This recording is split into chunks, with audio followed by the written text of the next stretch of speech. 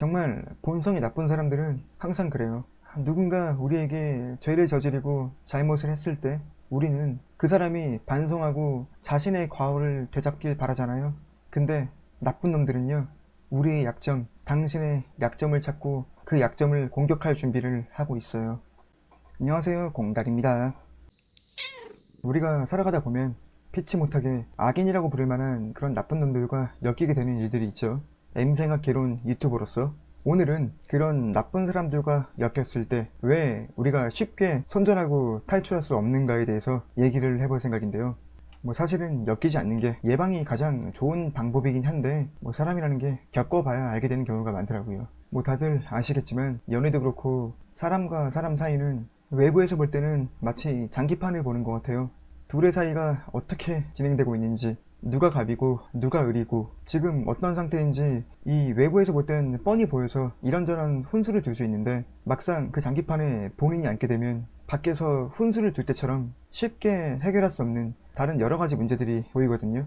설명드리기 쉽게 좋은 예를 하나 가져왔습니다. 몇 달 전에 보배드림에서 정말 크게 화제가 되었던 이야기인데, 자, 먼저 이 사진을 보여드릴게요. 이게 무슨 내용인 것 같아요?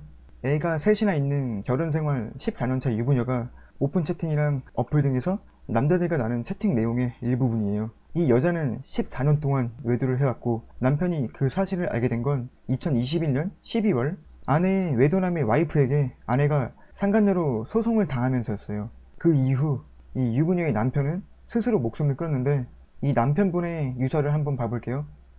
이 내용이 정말 기니까 제가 최대한 감추려서 말씀드려볼게요.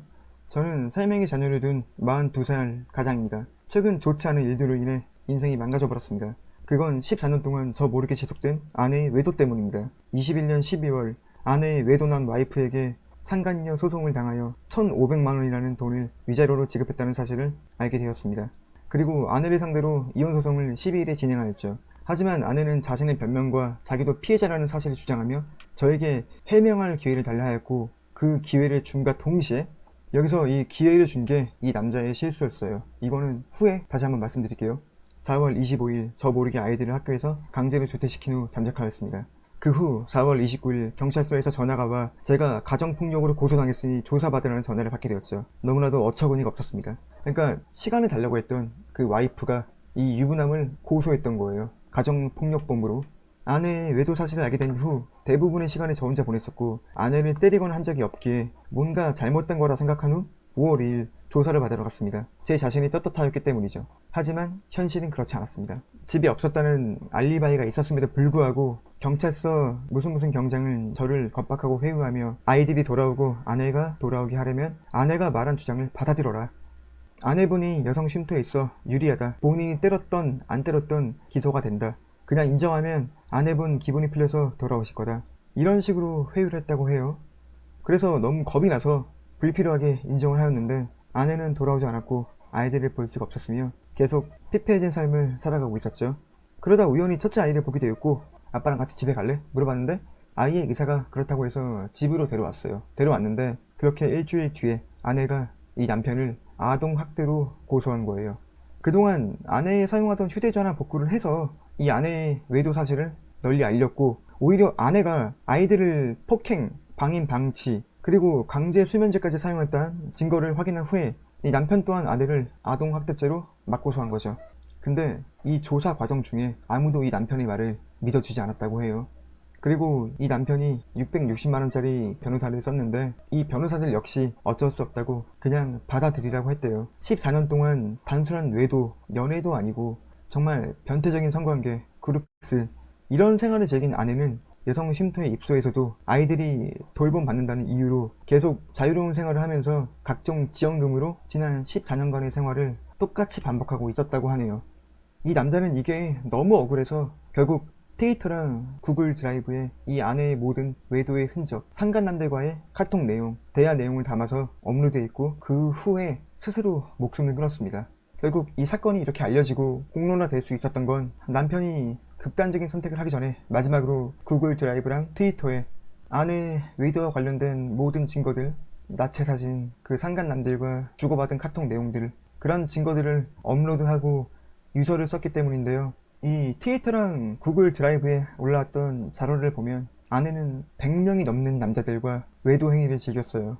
상대방들은 보통 30대, 40대 유부남들이었고 소라넷 같은 그런 사이트가 본진이었던 것 같아요. 남편은 그런 사실을 전혀 모르고 14년 동안 가장의 역할을 해왔던 거죠. 그래요. 지금까지는 이 사건에 대한 이야기였고, 지금부터 제가 들려드릴 내용이 제가 오늘 여러분들에게 하고 싶은 이야기들이에요. 남편은 왜 그런 극단적인 선택을 했을까요? 남편은 그 사건을 알게 되고 4월 12일 아내에게 이혼 소송을 걸었어요. 근데 아내는 본인도 피해자다, 해명할 게 있다 그러면서 시간을 달라고 했고, 남편은 시간을 주었죠. 근데 그로부터 2주일 뒤쯤 경찰서로부터 가정폭력으로 고소를 당했으니까 조사받으러 나오라는 전화를 받게 됩니다. 남편 입장에서는 정말 어이가 없었지만 그래도 본인은 떳떳하니까, 폭력을 행사한 적이 없으니까 5월 2일 조사를 받으러 갔는데, 조사받으러 갔던 포천 경찰서에 있는 여성 경장 중에 한 명이 실제로 폭력을 했는지 안 했는지 그건 중요하지 않고 어차피 기소는 되게 되어 있다, 끝까지 인정하지 않으면 앞으로 평생 아이들을 볼 수 없게 될 거다, 이런 식으로 회유? 협박을 한 거죠.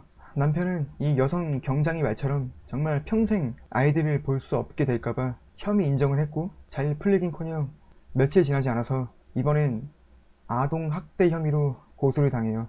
자, 그리고 아내의 행적은 이게 끝이 아니었습니다. 그 후로도 아내는 계속 주변 사람들, 네이버 카페 만났던 남자들에게 남편 욕을 해대고, 남편은 가정폭력범이다, 아동 학대범이다 라면서 여론을 조성하고, 이 남편분의 마음을 정말 쑤신 거죠. 한마디로 피해자 코스프레를 했던 거예요. 남편은 14년간의 결혼생활 동안 아내가 해왔던 그 수많은 외도를 알게 되었고, 자기의 삶을 올바른 쪽으로 바꾸기 위해서 이혼 소송을 걸었을 뿐인데 오히려 본인이 가정폭력범, 아동학대범이 되어 있던 거죠. 그럼 우리는 이 사건을 통해 뭘 배울 수 있을까요?